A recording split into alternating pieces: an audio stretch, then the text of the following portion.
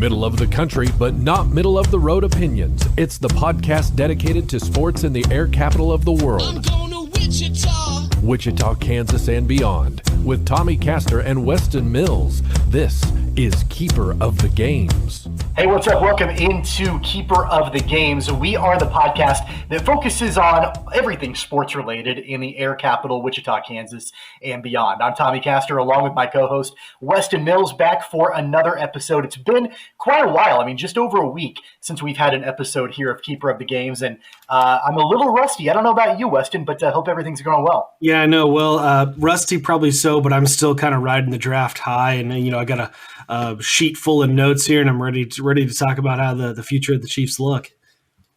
Yeah, we've got a lot to talk about on this program for sure. Before we dive into everything NFL draft related, I want to remind you that you can download, subscribe, and listen to this podcast on all major podcast publishers out there. We're talking iTunes, Spotify, Google Play, Stitcher, Pocket Cast, and all the other major ones out there. You can find us there and listen and make sure you don't miss a single episode. Also, connect with us anytime on social media. You can find our YouTube channel just by searching Keeper of the Games. Same thing on Facebook. You can watch full episodes there and follow us on Twitter and Instagram at COGPod. That's at KOG Pod. Also, we have a new website. Weston, want to let folks know about that? Yeah, absolutely.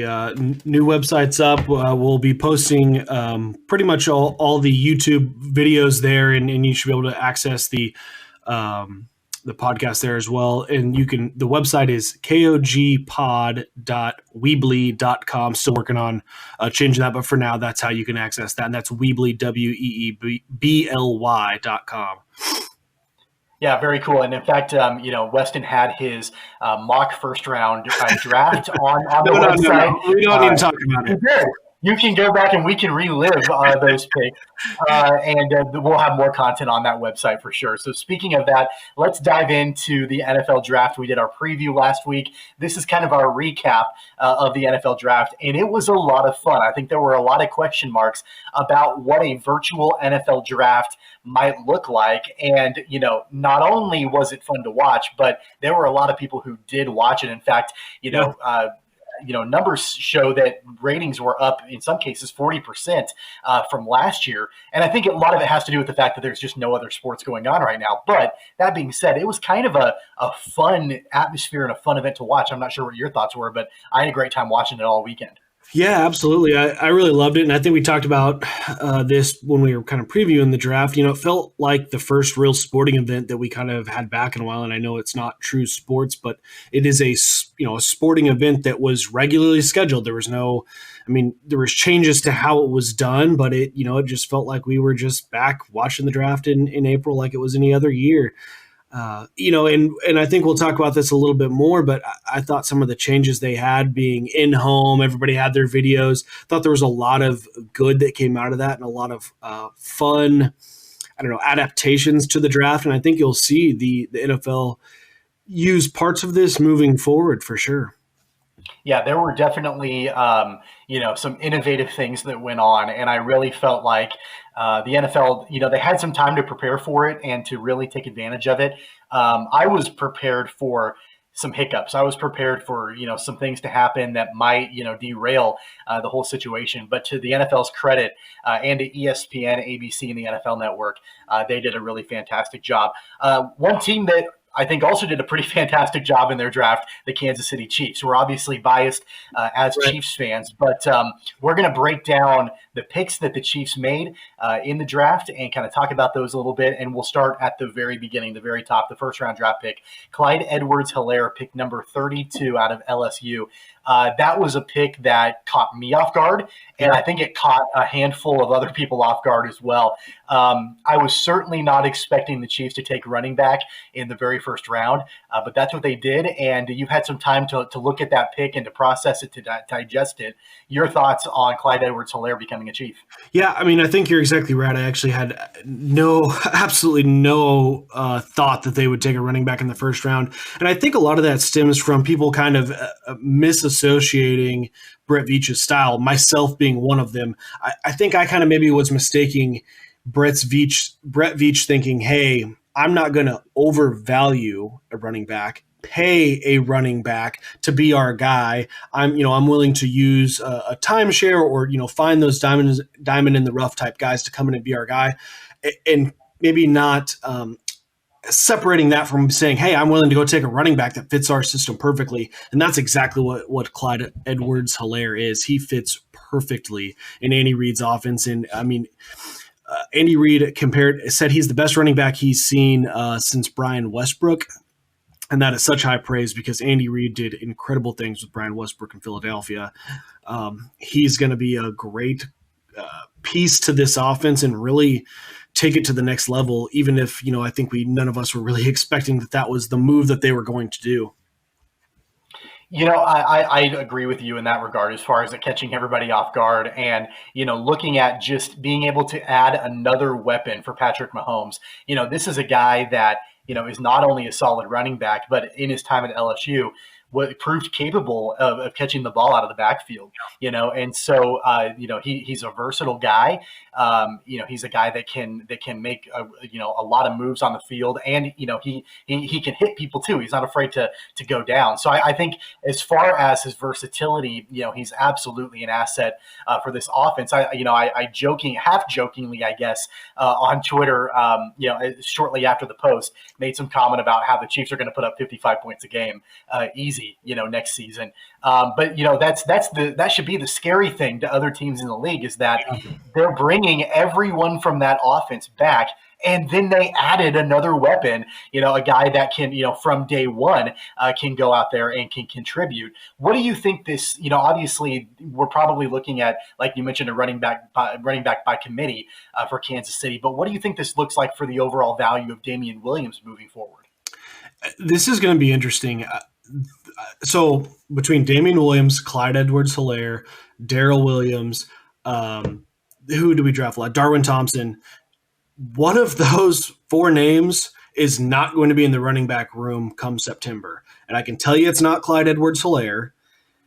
And then that probably leaves, and then I guess Damian too. But someone's the odd man out, and they just drafted. Well, they just signed Damian to a contract. I mean, so he's gonna be there for this season, right? I mean, they invest. You would think, right? They're not gonna cut him, but I'm telling you that room has to go somewhere. And I would not predict that Damian is going to be on the move. But if you were to look at returning a piece back to get rid of one of those guys, Damian would actually be able to bring something back. Now, we know the NFL does not value the running back position well, and we're not talking about any type of blockbuster deal for Damian Williams, but he would actually be able to return something. I'm not saying I'm predicting it. I'm just saying Damian Williams, Darrell Williams, or Darwin Thompson will not be in this running back room come September. And then also, we didn't even mention yet DeAndre Washington, who they signed. I mean, yeah.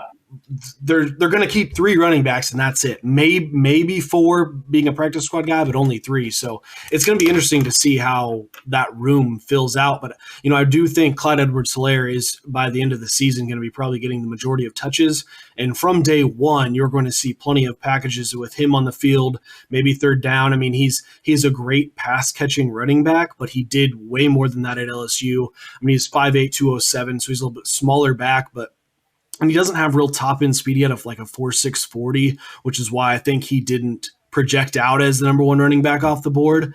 But he plays fast, and I know that sounds goofy, but it really is true. He's kind of got that turn on and turn off real quick where, if he breaks one loose for 70 yards, is there a chance he's going to cut from behind? Yeah, probably so.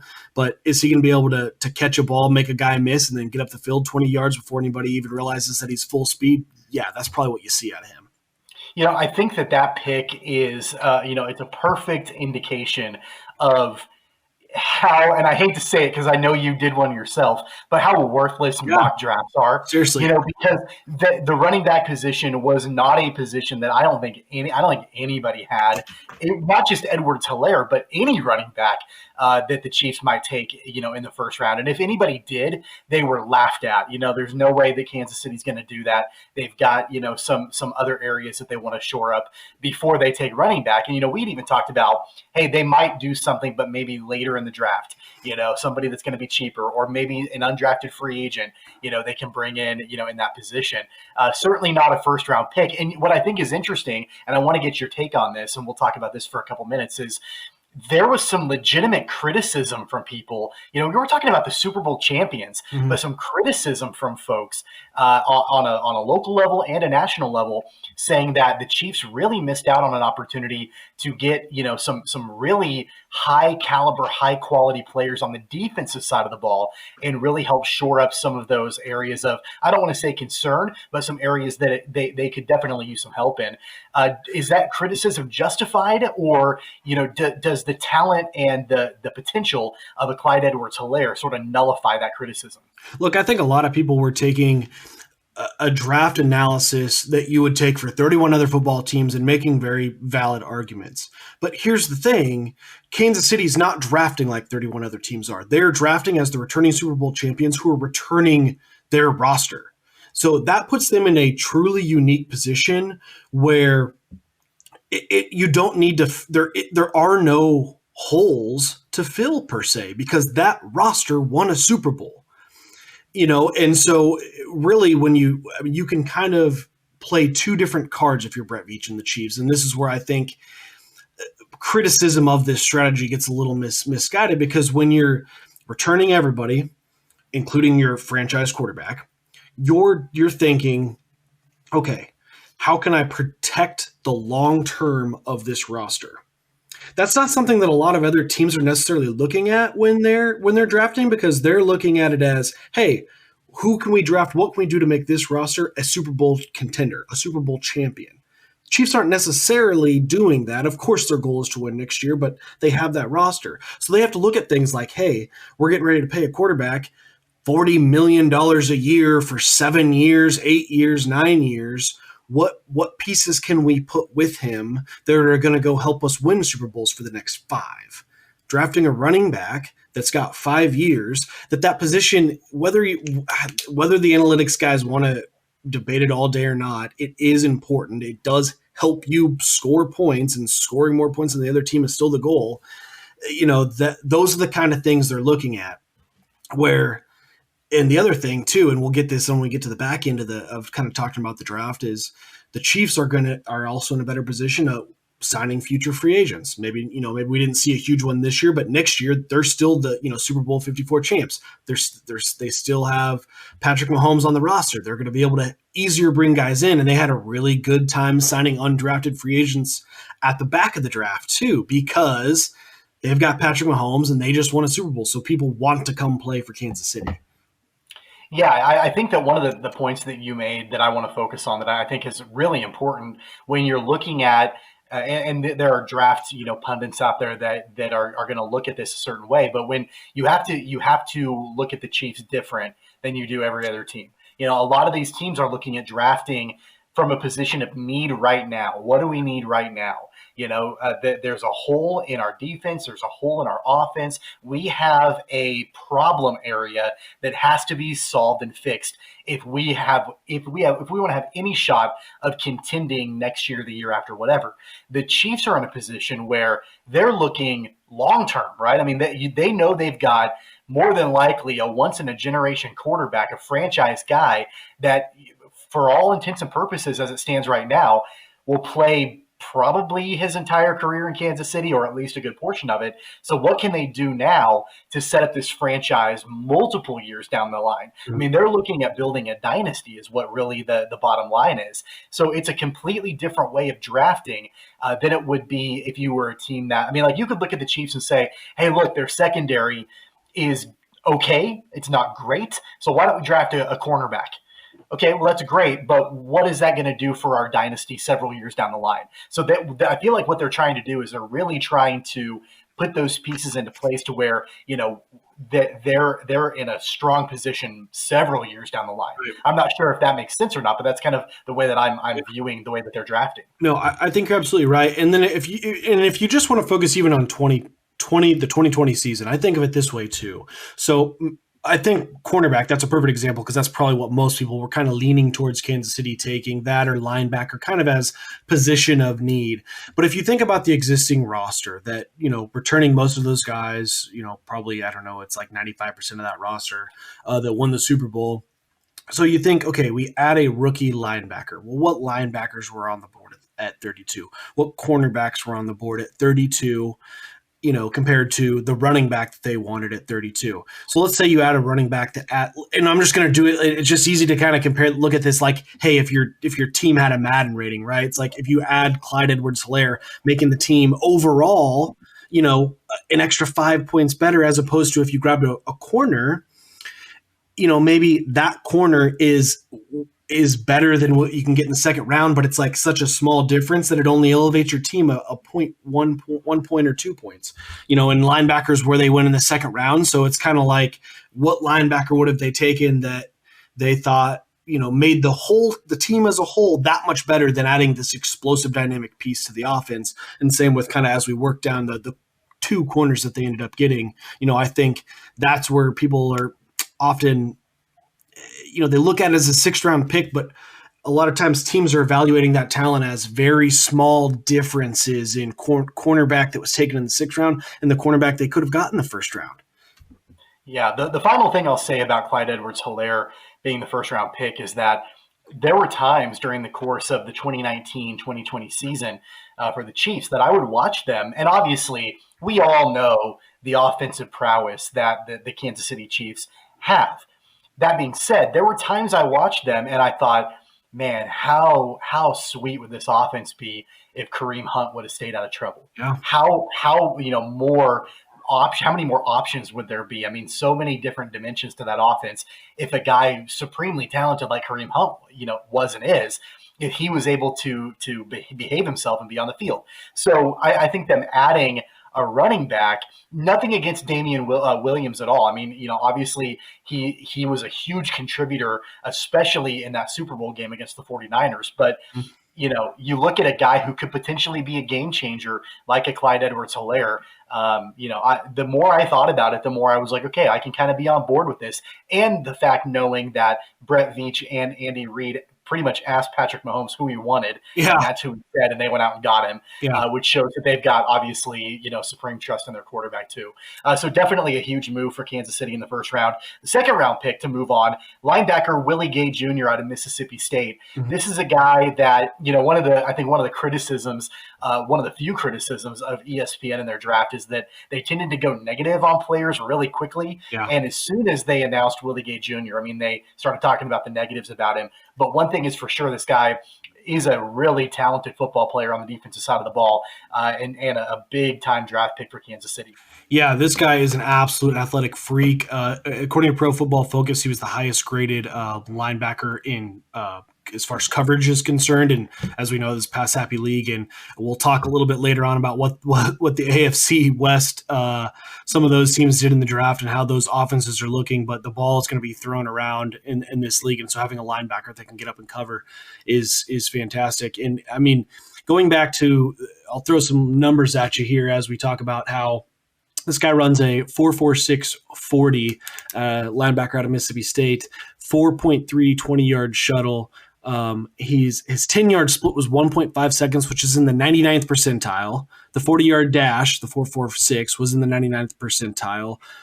Broad jump 11.4, which is in the 99th percentile, and his vertical jump was 39.5, which is in the 96th percentile. So you can see the Chiefs are just all in on speed. We always think of the offense being speed, but this defense is going to fly around too, and we'll talk about some of that speed coming up with their later picks. But I really like it. I think I liked the guy out of Wyoming, and I'm drawing a blank now on his name, a little bit better, but Willie Gay Jr. going to be a fantastic linebacker and fit for this defense.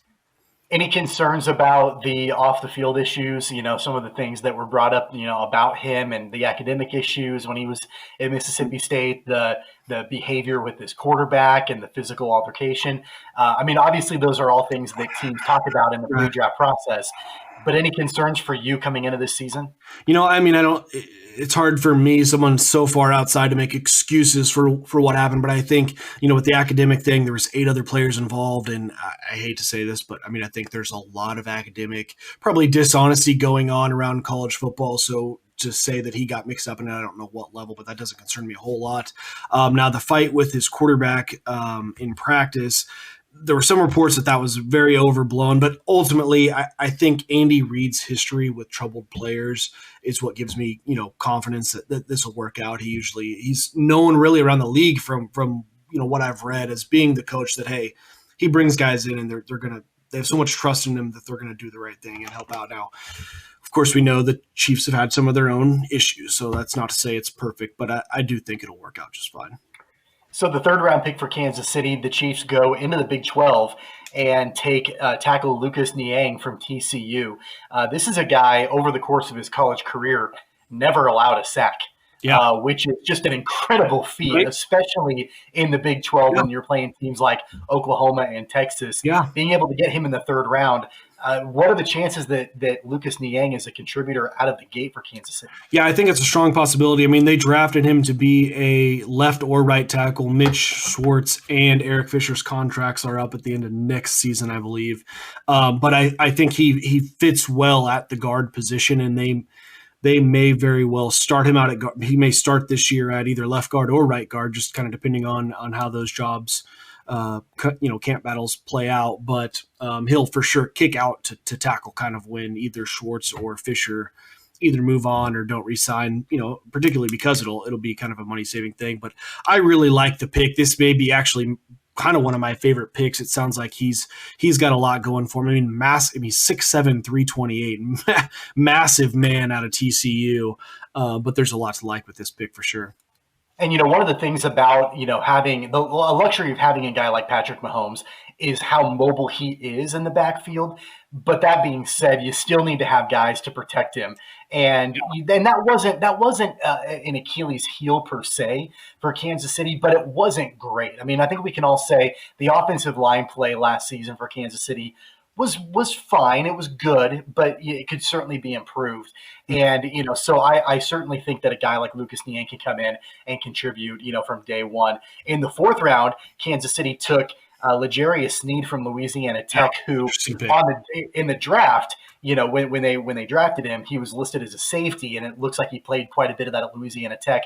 But I think he identifies more as a cornerback, and that was a position of need that we identified, and a lot of people did before the draft that Kansas City really needed to look at, was in that secondary, specifically at cornerback. It took them until the 4th round. Are you surprised that they didn't take a guy in the secondary until the 4th round?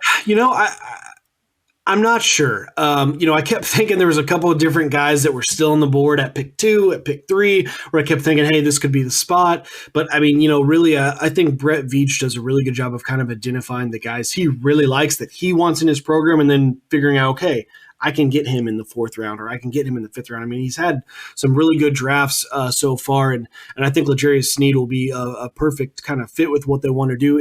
And he actually played corner his junior year at Louisiana Tech, and then moved over to safety his senior year. And I saw some interviews where he said he actually feels that he's a more natural corner. I think kind of due to some of the limitations that Louisiana Tech team had, they moved him to safety, which is actually kind of interesting because at that pick, his teammate and the cornerback of Louisiana Tech, Amik Robertson, was still on the board, and that's who I thought that they would take because he'd been, really kind of hyped up a little bit as being, hey, this guy's, he's probably going to go in the 4th round, a lot of hype there, but they actually went with the teammate in L'Jarius Sneed. But boy, they are all in on this team speed thing. He flies too. He ran a 4.37 40, which is in the 99th percentile, and I think that's at the safety position. I think he wouldn't probably be in the 99th percentile at corner, but it would still be way up there running a 4.37. That is blazing fast. So he very well easily, I think he could fit perfectly sliding into that nickel corner position, kind of what I was thinking they would do with their first pick.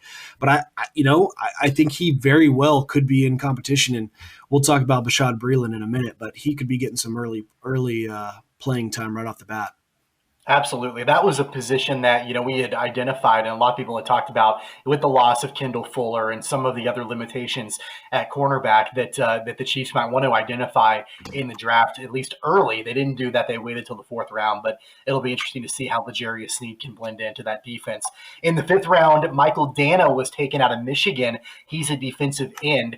There were a lot of mock drafts I saw when people were talking about the Chiefs that another position of need that they might want to look at is somebody on the edge. Mm-hmm. And Michael Dana is a guy that identifies it in that regard. Your thoughts? I don't know a ton about him other than the fact that he played, for a Michigan team that obviously if you're going to Michigan, you can play football. But he's a fifth round draft pick for Kansas City. What do you think? Contributor, your thoughts on him? He's definitely drafted more as a project. He actually started his career at Central Michigan and then transferred to Michigan his last year and actually played really well stepping into Big Ten competition. That's kind of, obviously one thing you're going to look at is, hey, yeah, he dominated at Central Michigan, but can he do it at the Big Ten level? And he did really well. I saw some conversation from Brendan Daly, the Chiefs D-line coach, that really likes this guy, kind of a high motor. He's interesting because he's 6'2", 257. So we don't really have – I know that this term edge gets used, but we're running a 4-3 defense with Steve Spagnuolo now. So he's going to play a weak side 5-tech defensive end position. And I think he is your prototypical size for that. And I'm not sure exactly how they used him at Michigan, but I think he could be a good project. And he kind of is a similar style to Frank Clark, more so than your whoever's on the other side at the strong side defensive end. I don't know why I'm drawing a blank on that right now, but so he may probably just steal some reps from Frank Clark here or there in the beginning. And then finally, in the seventh round, Kansas City took the guy with the best name in the entire draft, and that's cornerback Bo Pete Keys out of Tulane. Again, a position of need. We've identified that. We've talked about that. The Chiefs trying to sort of, bulk up in that position for sure in the seventh round with Bo Pete Keys out of Tulane. Thoughts on him? Yeah, his name is fantastic, and then his real name is Thacarius. So that's just as good as Bo Pete, but apparently he goes by Bo Pete. No, the only thing I really know a lot about this guy is I did see a lot of buzz about him kind of as the draft was winding down, folks saying, oh, he was going to be a hot name on the undrafted free agent market, and Brett Veach traded into the seventh round to get him. So I think that tells you a lot about, Brett Veach is aggressive in his draft style, but that tells you, that they think highly enough of him that they were willing to, give up a future asset to go get him instead of just trying to sign him with everybody else. Okay, so before we move away from Kansas City in the draft, your final overall grade for Kansas City and their draft from, A to F, how do you think they did? Man, this is always so tough. These things are so goofy because you look back, just like with the mocks, you look back and it's like, boy, we were all way off. But, I think probably about a B+.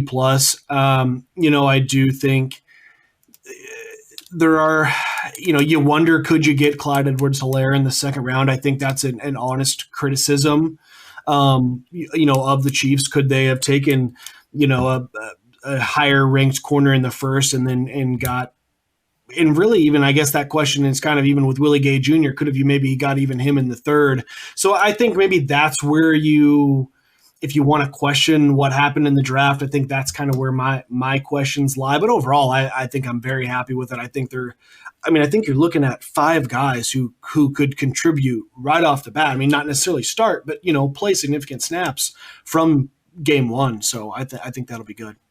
I'm going to go a little bit lower than you. I'm going to give him a B-. Mm-hmm. I think it was an overall solid draft, but I sort of, I take what you said, I take it a step further. So I'm surprised. I agree with you. I think they probably could have gotten Clyde Edwards-Hellaire in the second round.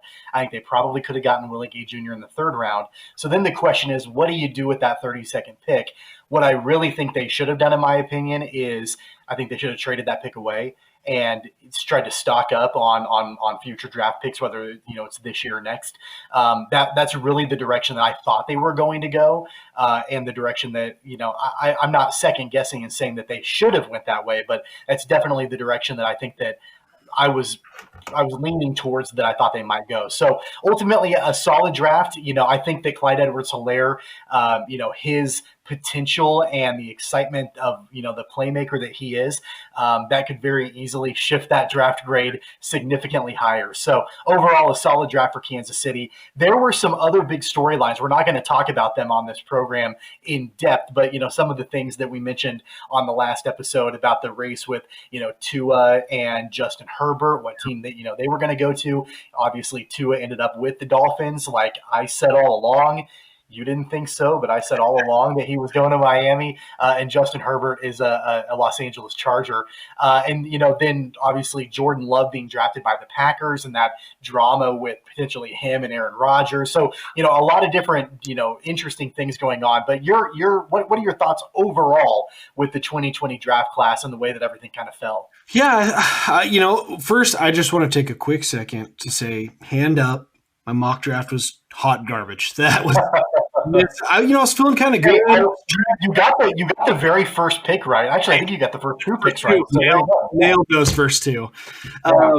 But I think I think you kind of nailed some of the higher storylines. I mean, what were the Packers doing? I don't understand that at all. I mean, obviously they're looking towards the future, but I think the Cowboys were a big story, with I think they absolutely nailed their draft and got some big picks that you don't think they were going to get. I think the other storyline that we're really looking at when I kind of think back non-Chiefs related is really what you saw the AFC West do. The chart between the Raiders stocked up on fast receivers, the Broncos stocked up on pass catchers for Drew Lock, and the Chargers are really turning a new leaf. And I thought they had a solid draft as well. So I think you're really seeing a shifting of tides in the AFC West. The old days are really kind of behind us. With I think you're going to see kind of a new look Raiders. You're going to obviously see new look Chargers and Broncos as well. It's going to be interesting times in the AFC West.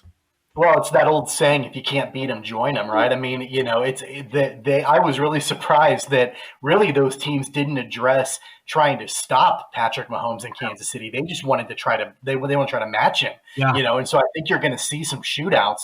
The biggest difference, though, is that Drew Lock is not Patrick Mahomes. Derek Carr is not Patrick Mahomes. I don't care if you're Tyrod Taylor or Justin Herbert, You're not Patrick Mahomes. Mm-hmm. So you can load up on all of the speedy receivers that you want. And, obviously, guys like Henry Ruggs, going to Las Vegas. And, there were several other, really, really fast receivers that went to some of these teams in the AFC West. That was really interesting because it truly is an arms race. It's kind of like who can put up the most amount of points, in 60 minutes. And so that was really interesting for me. I totally agree with you. That I was not expecting that. I thought you would see these teams, especially considering they have to play Kansas City twice. How can we stop Kansas City in the best way possible? But that's not the direction they went. It's going to be a lot of Big 12 football. Who can score last, I think, is what you're going to see out of the AFC West for the next 4 years or so. Absolutely. We're going to revisit a couple of other things with the NFL draft at the end of the show. So we'll get to that in just a little while, but we're going to stay on Kansas City, and we're going to transition into a big story that happened just a couple of days ago. We're talking about Dustin Colquitt, punter, legendary punter for Kansas City, was cut by the Chiefs just a couple of days ago. He spent 15 years with the organization. And so now, as it stands right now, there are a couple of punters that the Chiefs have on the roster they're looking at. There'll probably be some kind of position battle.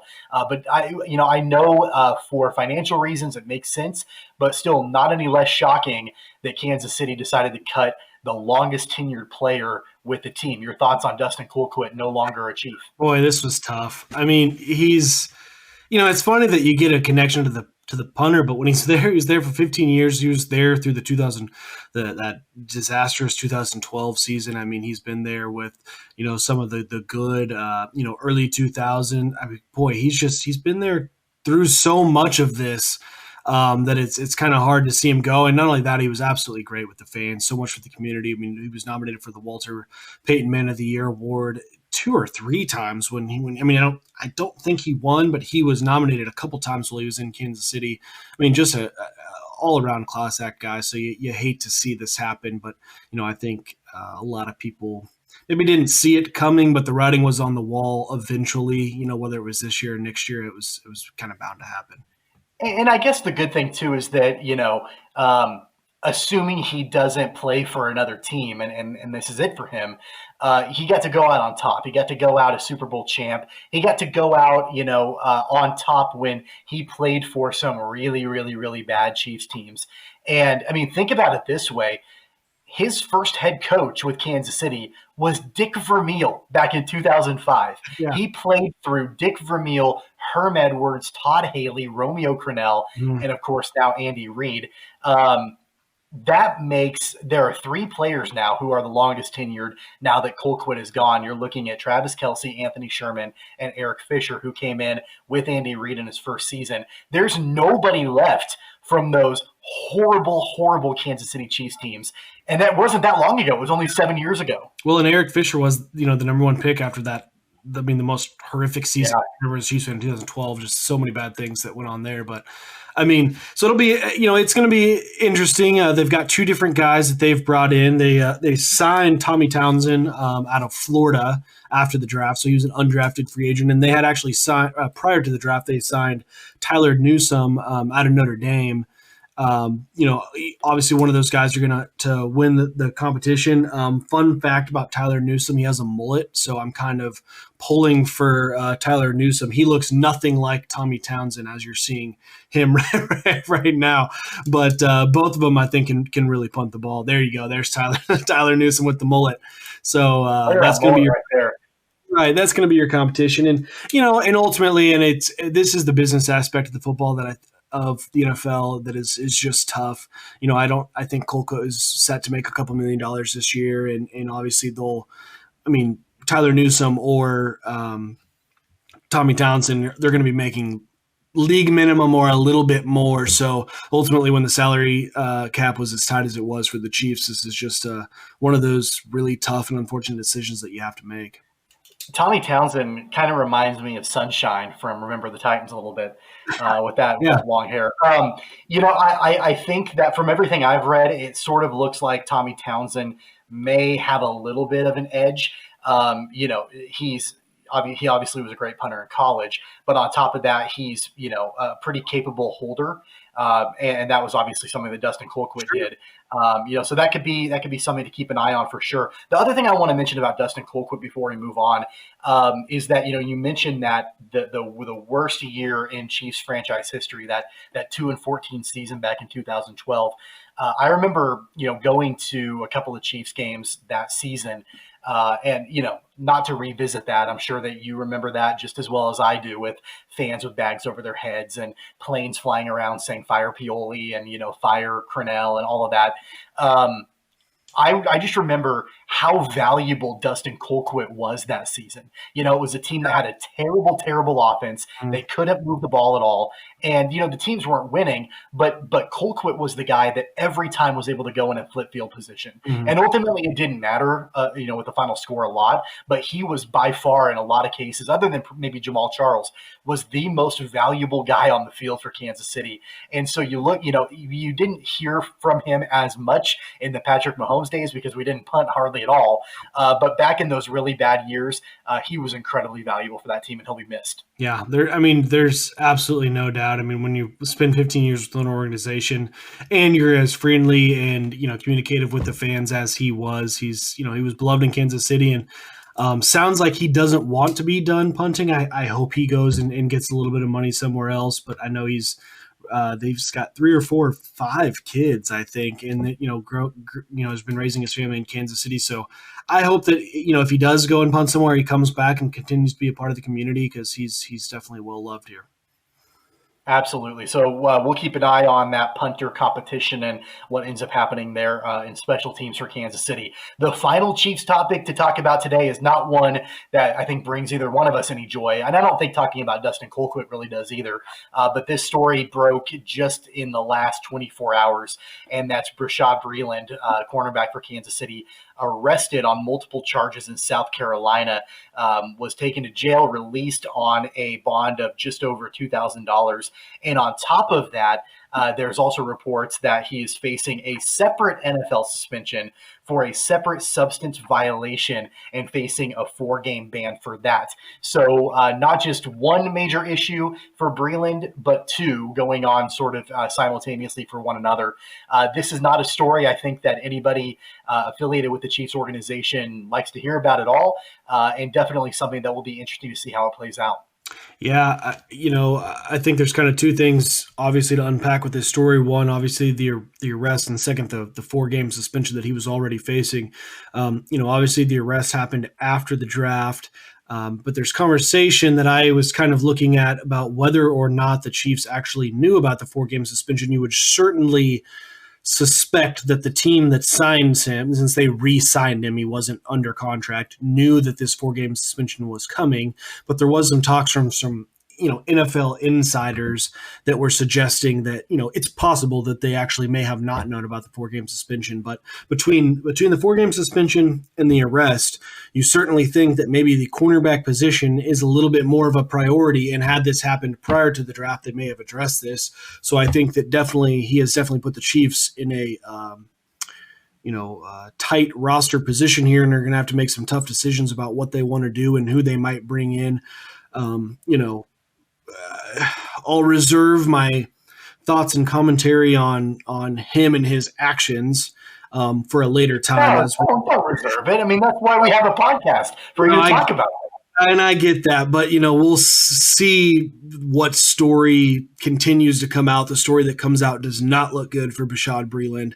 But he made and I can say this confidently, the stupid decision to take to Twitter to defend his case. As a lawyer, I can tell you that's not what his attorney advised him to do. I guess we'll see how it plays out, and if the charges hold, and we'll, I guess, go from there. Yeah, let's talk about the charges for a second. So he's facing charges of resisting arrest, having alcohol in a motor vehicle with the seal broken, having an open container of beer or wine in a motor vehicle, possession of 28 grams or less of marijuana or 10 grams of hash, and driving without a license. Those aren't great charges. They're not the end of the world, but I think the resisting arrest part is the one that's probably the worst out of all of it. Yeah. And according to the arrest report, he was told several different times that he was being detained and under arrest. He resisted several different times. The officer tried to place handcuffs on him.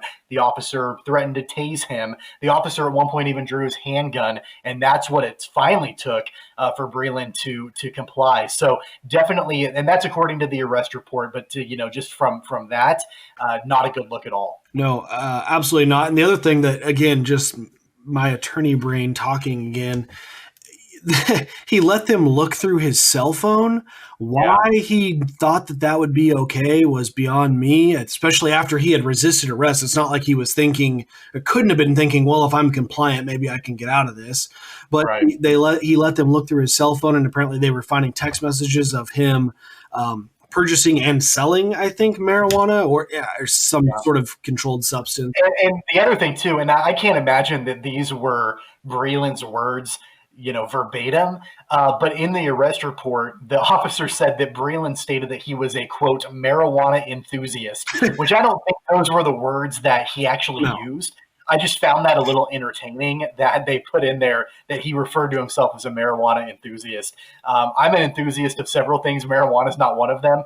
But even I'm a golf enthusiast, but I'm going to say I like playing golf. He probably said I like smoking weed. He didn't say I'm a marijuana enthusiast. Yeah, I mean, and here's the thing. Ultimately, from a roster standpoint, I think it is tough because I mentioned it when you and I were talking about how the news is broke. They've signed Bashaud Breeland. I think it gave them incredible flexibility going into the draft because at that point, I felt like there was no weak spot on this roster. Any spot that you just felt like you had to go get a guy in the draft to immediately play.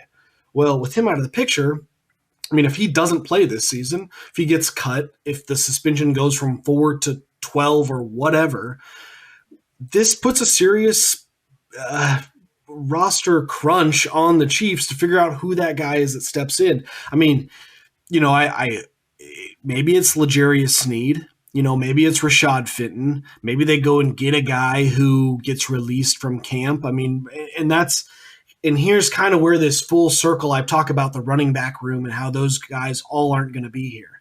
Maybe you can flip a Darrell Williams for a corner on another team that maybe has, they've got 3 or 4 or 5 corners they like, and the 5th guy out just isn't quite working there. Maybe Brett Veach can flip him for Darrell Williams and see if that fit can maybe step in and play. That's what they did with Charvarius Ward, who's been incredible, corner for us, and that was a training camp find from Brett Veach. So maybe they can do the same here. Hindsight is 2020, right? There's no way that you could have predicted that this arrest was going to happen. Now, who knows what the Chiefs knew or didn't know about a potential 4-game ban for a substance violation from Breeland. Right. But if Kansas City, if there was some way to go back in time, you have to wonder, would Kansas City have still went with Clyde Edwards-Hellaire in the first round, or would they have waited for the second round to pick him up? And then what would that have done for the rest of the draft? Could they have gone cornerback in the first round, or even the second round, or a little bit higher than they did finally in the fourth, to find a guy, a stud that could go in immediately? And that does provide you with some more depth at that position, which, like we've talked about, they were at a luxury, but they're not at a luxury right now, especially if they have to cut Breeland. So I don't want to second guess what they did, right. But at the same time, if you had that knowledge, especially about a substance violation and a potential ban, then why wouldn't you try to get somebody higher in the draft to help fill that depth out a little bit more? And I particularly think about when they took Willie Gay Jr., Christian Fulton out of LSU was still on the board. And that's who I didn't even mock him to Kansas City in the first because I didn't think he'd be there in the first round. And then he fell that far in the second. So you kind of wonder obviously had they known all this, maybe they take Christian Fulton in the second and maybe even still get Willie Gay in the third. But obviously that's a complete domino effect of how all the draft goes. And it's all, like you said, second guessing now, but unfortunate position that Bashaud Breeland has put the Chiefs in. But again, Super Bowl roster, they're still bringing 95% back, so you still have to feel good about this team going into 2020. Absolutely. So we have spent the entire show up to this point talking about the Kansas City Chiefs, which is fine. A lot to do, a lot to talk about with them for sure. We had another topic about the NCAA, which we're not going to touch on in this episode because we're running out of time. We'll talk about that the next episode about the name, image, and likeness with players, collegiate athletes. So we'll have more conversation about that in future episodes for sure because that's a big story. We want to talk about that also. The one final thing about Kansas City before we move on to the Wichita Whiparound that you and I haven't talked about at all, but I think is important to mention is the stories with Laurent Duvernay-Tardif and how he's been on the front lines battling the coronavirus, going from, being on the field in the Super Bowl to helping patients, battle in this global pandemic. Hats off to that guy. I can barely put on pants every day and he's playing professional football and he's a doctor. I mean, it's just incredible. Can you spell Laurent Duvernay-Tardif? No. I mean, I might be able to, but not off the top of my head, and I'm not going to try. Can you? Well, maybe. I actually just typed it in. I was close enough that Google knew what I was typing. That's worth something. There you go. Yeah, no, that's definitely cool for him, and selfless for sure, and a great guy he is for helping those patients in that pandemic for sure. Why don't we transition into the Wichita Whiparound, which is kind of a somber Wichita Whiparound today. A friend of mine, actually, and a Wichita radio icon, Danson Don Hall, who has spent 40 years plus in the Wichita radio market and also served as Wichita State Shockers basketball PA announcer since 1983, was tragically killed in a car accident at Kellogg and Rock Road in East Wichita. This is a guy that if you lived in Wichita for any time and listened to the radio, you knew Don Hall back, for me, back in the days of KKRD. He did the morning show back then and had been on several other radio stations over the course of his career. Most recently did the morning show on KEYN here in Wichita for sure. But the fact that, he served, I thought this was kind of crazy, Weston. He was the PA announcer for Shocker basketball since 1983, only missed 2 home games since 1983. Just shows his overall dedication for the Shockers, and he'll be truly missed.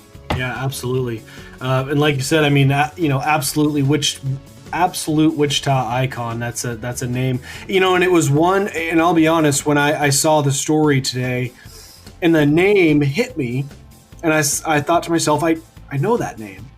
And then I read the story and I went, oh yeah, of course I know who that is. And, that's, I think, probably with most Wichitans who may not, maybe as in tune with the radio, scene in Wichita or this or that, but that name, everybody knows that name in Wichita.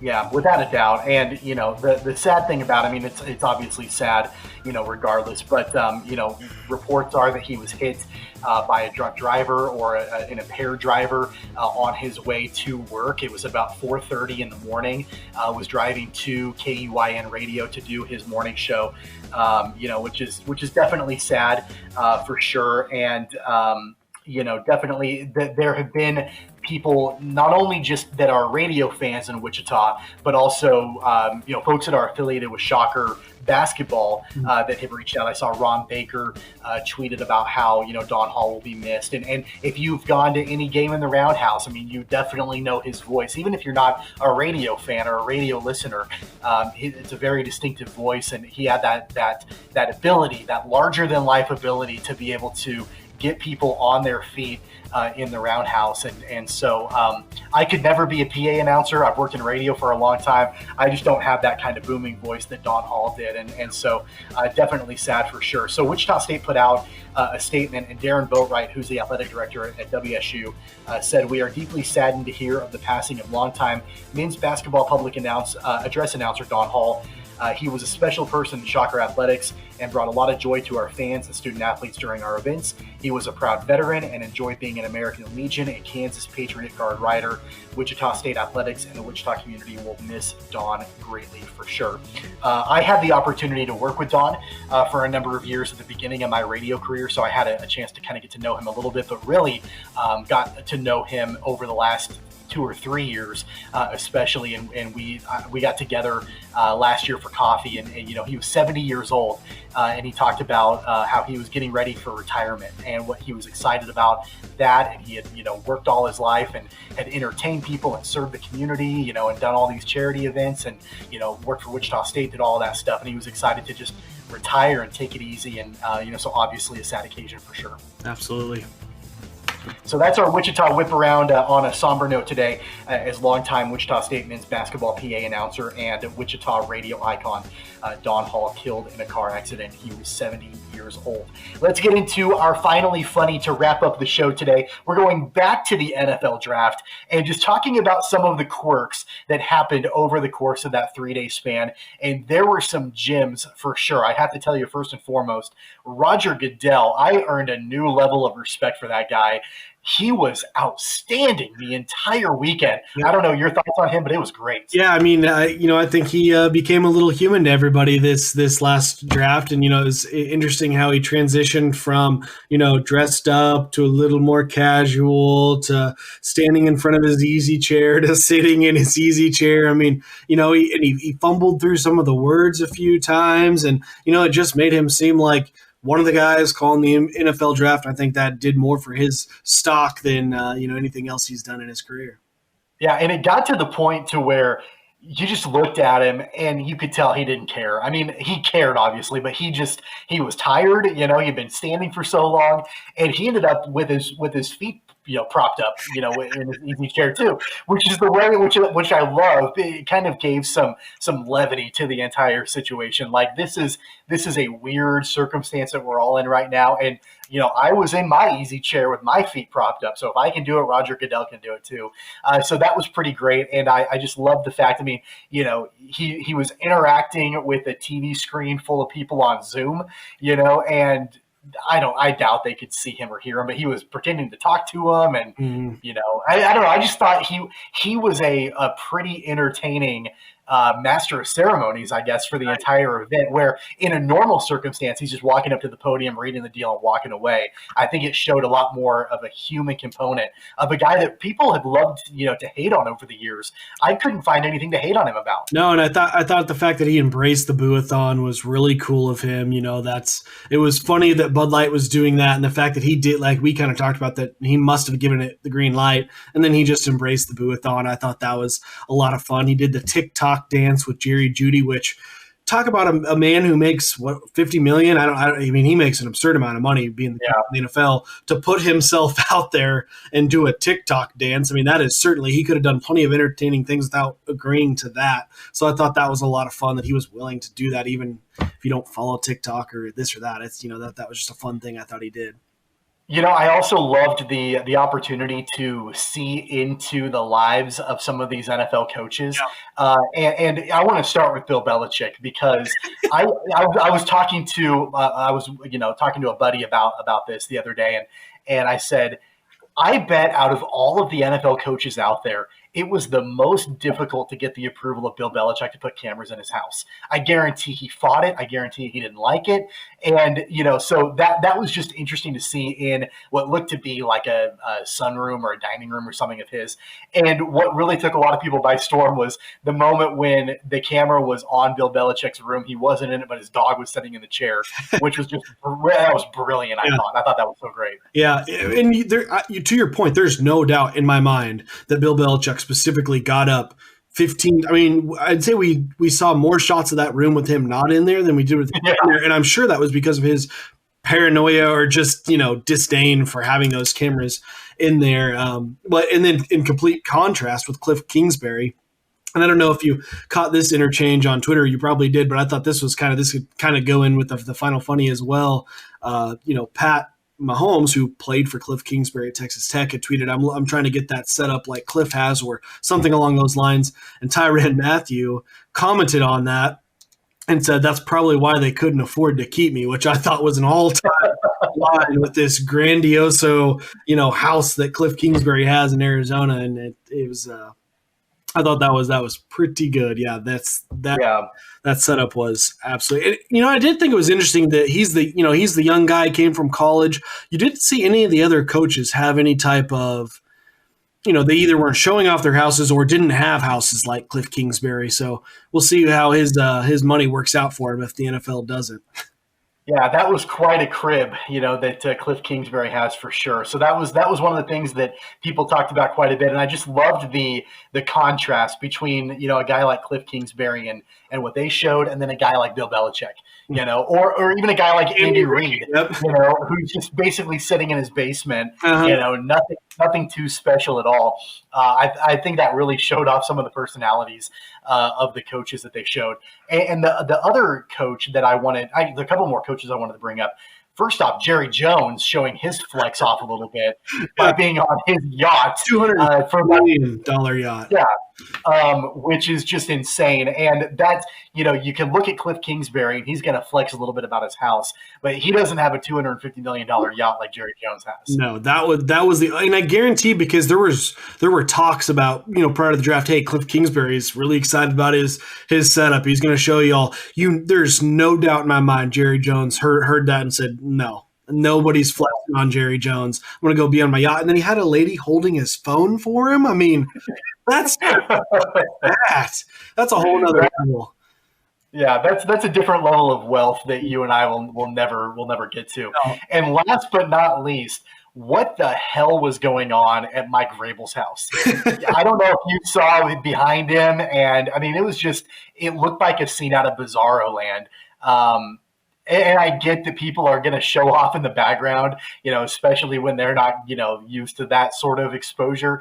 But that was just bizarre, don't you think? There's got to be some tie. I don't know. I don't think he has kids that are in high school, but there's got to be some tie. It's got to be the neighbor kid or something's like, and, Vrabel's like, I don't care, whatever. He's real tight with the Barstool guys. So, he's real, he goes with the flow. That kind of stuff doesn't bother him very contrast to Bill Belichick. But, and I do, real quick though, I do want to go back and touch on Andy Reid, because when I watched Andy Reid in there, didn't it just feel like he probably just had like a paper plate with just your basic old ham sandwich and some chips on the side? Like, you just felt like he was sitting in his basement watching the draft. Like you'd be going down to see your dad or your grandpa and he's just sitting there, and that's what Andy Reid looked like the whole time. I thought just no pressure. I agree with you, and I feel like, it's been 7 years. I've had 7 years to get used to this, and I still haven't. Every time I see Andy Reid in a Tommy Bahama Hawaiian shirt, I audibly lose it. Like, I smile from ear to ear, and it makes me so happy to see him rocking that apparel. I agree. It doesn't, yeah, I mean, it shouldn't surprise me by now, but every time it does, for sure. So I think overall, I think we can both say that the NFL draft was a pretty big success for the limitations that they had, and definitely one that I think we'll all remember for sure. It was pretty great. Yeah, it really was. I definitely needed it. Yeah, I think we all did. I think sports fans everywhere did as well. So between that and The Last Dance, which we haven't talked about on this program yet much, obviously, and we can talk about it later on future episodes, but Tex Winter, former K-State head basketball coach, was featured relatively prominently in last week's episode about how he taught Phil Jackson the triangle offense for sure. So that was kind of cool to see Tex Winter get some mentions in The Last Dance. But between the draft and the Last Dance, at least there's finally been some sports content for folks to consume. Right. It's been great. Yep, for sure. All right, well, that's going to wrap things up for Keeper of the Games. We are at our 1 hour time limit, as we have been every other episode up to this point. Don't forget, you can download and subscribe. You can listen to the podcast and be notified whenever we have new episodes on all the major publishers out there. As a reminder, that's iTunes, Google Play, Stitcher, Pocket Cast, Spotify, and others out there. And don't forget to follow us on social media. You can check us out on YouTube and Facebook to watch full video episodes. Just search for Keeper of the Games. And of course, you can follow us on Twitter and Instagram at CogPod. And don't forget to hit us up online, our new website. And you can go back and you can look at Weston's mock draft as well if you want to at cogpod.weebly.com. And Weston, hit them with your Twitter handle. At WMills94. All right, you can follow me, of course, at Tweets from Tommy. So next time, we'll definitely dive into the NCAA story, and we've got a whole lot more to talk about on future episodes for sure. So for Weston Mills, I'm Tommy Castor, and you've been listening to Keeper of the Games. Take care, guys. You've been listening to Keeper of the Games with Tommy Castor and Weston Mills. Don't forget to subscribe, download, and listen on all major podcast platforms like iTunes, Google Play, Spotify, Stitcher, and more. Find the podcast and videos on Facebook and YouTube at Keeper of the Games, and follow the podcast on Twitter and Instagram at CogPod. That's KOG Pod.